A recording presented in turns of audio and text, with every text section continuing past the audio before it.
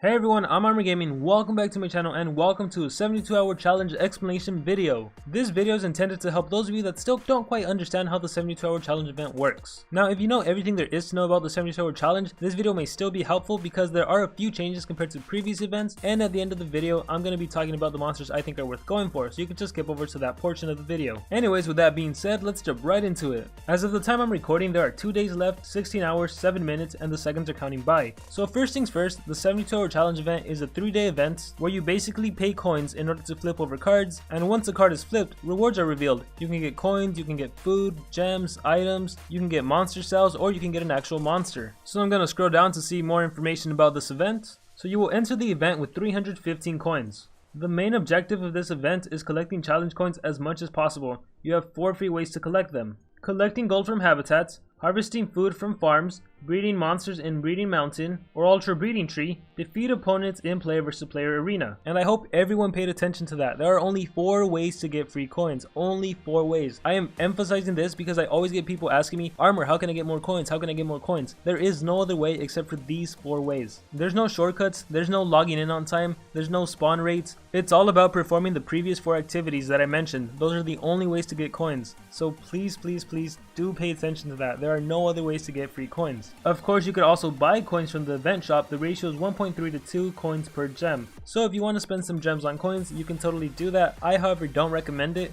I think you can at least get 1 monster just by playing. Now, unlike other events, this event does depend what level you're on. If you're familiar with the maze or the progressive island, whether you're level 20 or level 90, it doesn't matter. Everyone progresses basically at the same rate because getting items is dependent on spawn times. But in the 72-hour challenge event, depending what level you're at, that influences how many challenge coins you can get per activity. So I'll talk a little more about that later. There are 4 puzzles during the 72-hour challenge. Some missions will open next to each other while some missions will open at the same time. You have many options to choose and focus on the mission you want to minimize coins usage. And unlike previous 72-hour challenge events where we've only had 3 monsters to choose from, we actually have 4 monsters to choose from. We have xPug, Firus, Cthulhu, and Wildcat. So 2 legendaries and 2 epics. And here we go, cards. Every time you open a card, it requires challenge coins. The more cards open, the more coins required to open the next card. Depending on the puzzle, you will have a certain chance to get the monster. The chance will increase every time you open a card. So I'll talk a little more about that after I talk about the coins earning exchange rate. This chart right here is the most important thing to this event. This is all you need to know in order to do the event. Once again, there are only 4 free ways to get coins: collecting gold, harvesting food, winning player versus player matches, and breeding monsters. And this chart right here depicts how many coins you'll get depending what activity you do. So for example, let's say you're level 35. That means you would fall into this category. I know the chart may seem excessive and overwhelming, but you only have to focus in whatever row you're in. If you're level 35,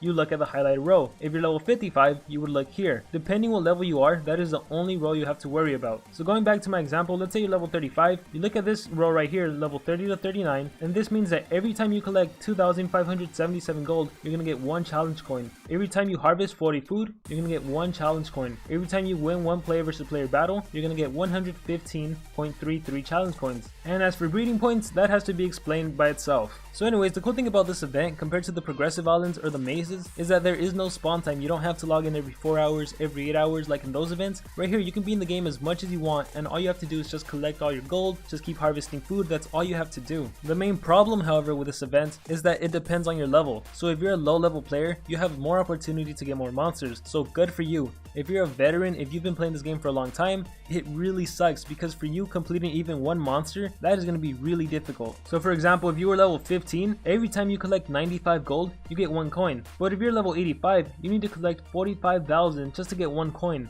And you may be thinking, well, of course, Armor, that makes sense. When you're low level, you don't have a lot of monsters. When you're high level, you have a lot of legendary monsters and you get more gold. And to an extent that is true, but no, it is like disproportionately unfair. Now, if you're a low level player and you're doing panic and gold farming, you can easily make it to round 2. But just so you know, this is why people say it's unfair to people that have been playing the game for a long time. And in fact, it appears that Social Point has made it even more difficult for people that have been playing a long time and are over level 90. So right here, you know how it says level 90 to 90? I'm pretty sure that's supposed to be 90 and above. You need to collect 91,904 14 just to get 1 coin. In previous events that wasn't the case. In previous events you only needed to collect the same amount of gold as if you were level 80 to 89. So Social Point finally went ahead and doubled that. So in the past, if basically you were level 70 and above, you needed to save about 1 billion gold in order to be able to get that third monster. But now if you're level 90 and above, you're gonna need double that. You're gonna need like 2 billion gold. And I say that because once again this event is based on quantity. The more gold you collect, the more coins you get. The more food you harvest, the more coins you get. The more battles you win, the more coins you get. The more breeding, the more coins you get. You get the idea, right? Of all of these 4 tasks, there's only one thing we can manipulate, and that's harvesting food. You're in charge of how much food you can harvest. So the more gold you have saved, the more food you can plant, which means the more coins you can get. You can't manipulate how many PvP battles you have unless you spend gems. You can't collect any more gold than your monsters produce, and you can't breed infinitely numbered monsters because then your hatchery gets filled up and you're stuck there. So planting and harvesting food is the only thing you can manipulate. And even though I said this so many times in the beginning, I'm gonna repeat it one more time because I get so many questions about this. There are no shortcuts, there are no cheat codes. The more gold you have, the more food you can plant, and that's how you get more coins. Other than that, there are no other ways. If you don't have a lot of gold, then I'm sorry, there's nothing much you can do, honestly. And during this event is when you should activate your food guardian temple. Hopefully you already have it leveled up, hopefully all the way. That way every time you plant food it's all doubled. If you don't have it leveled up, be smart about how you use it. I always give this example. If you only have 30 million gold and it costs like 26 million to activate, then please don't activate your temple because then you're only going to have 4 million to plant food with. And even though you're getting boosted crops, if you would have used that 30 million and invested it into food, that would have produced way more coins than just doing 4 million boosted. So be smart about how you use your temple if you're going to use it. And another question I always get is which plant should you farm? And the answer to that is it doesn't really matter. Once again, this is based on quantity. If you produce something that produces a little food, then you're not going to be getting as many coins. If you plant something that produces a lot of food, then you're going to be getting more coins. However, you're going to be spending more money. But once again, it doesn't really matter. The key here is just to get as much food as possible. So my suggestion is plant whatever crop gives you the most food. That's it. It's really that simple. Anyways, let's talk about breeding points really quickly. Breeding points is equal to minute times 25 plus the type bonus. And down here it tells you the different type bonuses. So let's take Pandakin for example. Pandakin takes 30 seconds to breed. I'm assuming the game counts it for 1 minute. So you would do 1 minute times 25 plus 500 because Pandakin is a rare. And you get 525. Then you look at the chart and it doesn't really matter because everyone is the same. You do 525 divided by 100, you would get 5 coins. Every time you breed Pandakin, you should get 5 coins, at least if the information on Wiki is correct. And a fun little fact, breeding Pandakin 3 times every hour gives you more breeding points than breeding other monsters. So breeding Pandakin is actually the best monster you can breed. Now if you have a lot of spare time, you could actually just breed Pandakins non-stop and you'd get infinitely many coins. Of course it is a very slow process, but that is something you can do. If you really want a monster and you had nothing better to do, you could honestly just breed a bunch of Pandakins. Now here's one really important point I want to emphasize. Your card rewards are randomly generated in server side. It won't be changed. When you claim the current card, the next reward will be generated also randomly. The monster card will only be generated when the chance is above 0%. The reason I'm emphasizing this is because a lot of people like to think they can do a slow motion app and see where the monster is. A lot of people really try to convince others that they got the monster on their first try or second try, but that's physically impossible. According to this information, you just can't do it. The card won't even show up on the first or second try. Most of the time it doesn't show up until like the 14th or 16th card. So don't believe anyone that say they got it on the first or second try. Don't believe that you can get a slow motion app and see where the card is. It doesn't work that way. It's really all just a gimmick. It's all an animation, which is actually the next line. Card shuffling is just an animation. It does not include the correct position of the rewards. So you really can't follow along. That's all for fun. So anyways, we have xPug, Firus, Cthulhu, and Wildcat. Down here is the mission summary, which is a really nice chart telling you how much everything costs, all the different rewards you can get. So taking a look at mission 4 Wildcat, if you were to flip over every single card, you would get 17 gems, 141k gold, 59k food, and if you were to get extremely lucky, you would get Wildcat on the 16th card, and you only have a 14% chance to actually get him, and that would end up costing you 16,360 challenge coins. Now if you're extremely unlucky and it takes you until the very final card to get Wildcat, it's going to cost you 23,715 coins.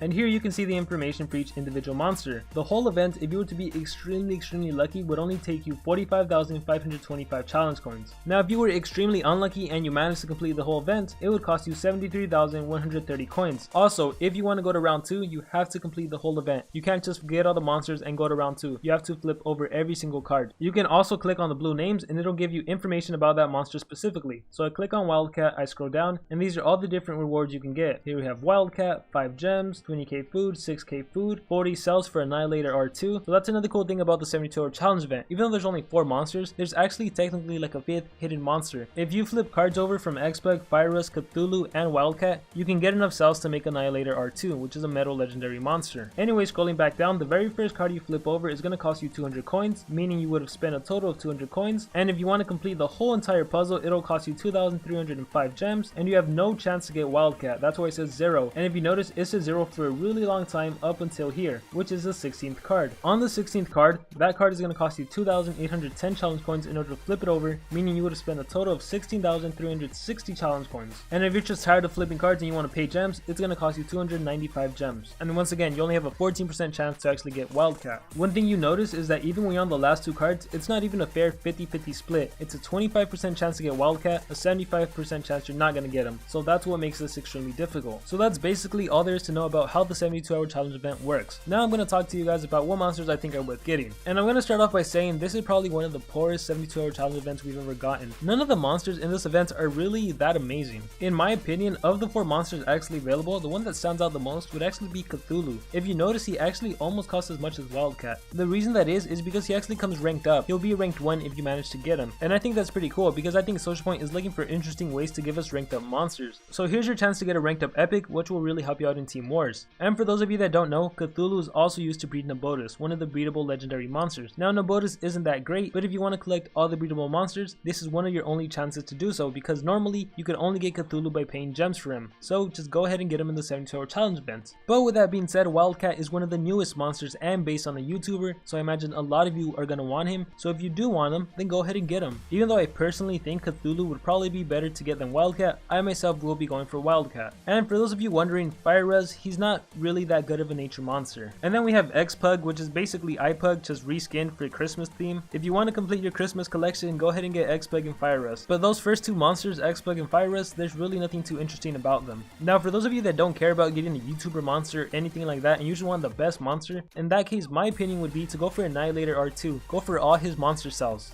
Because in this 72 hour challenge event, Annihilator R2 might be the best monster available. The only problem is that you might not get so lucky and he might be the most expensive monster. It honestly really depends on how lucky you are. But without a doubt, he's probably the best. So with all that being said, that is going to conclude my explanation video on the 72 hour challenge event featuring Wildcat. And now I want to hear from all of you. What do you guys think about this event? I know the monsters aren't the most amazing, but is there anyone you really want? Or do you guys think that ranked up Cthulhu is pretty cool? Or do you just want to complete your YouTuber collection and get Wildcat? How many of you are going to be going for Annihilator R2 instead of any of these 4 monsters? And what do you guys think about Social Point increasing the amount of gold a level 90 plus player needs to get in order to get 1 coin? Whatever's going on through your head, let me know in the comments below. Good luck to everyone on the 72 hour challenge. I hope everyone can get whoever they want. Hope everyone has a great amazing day or a great amazing night. Remember to dream big and pursue your passions.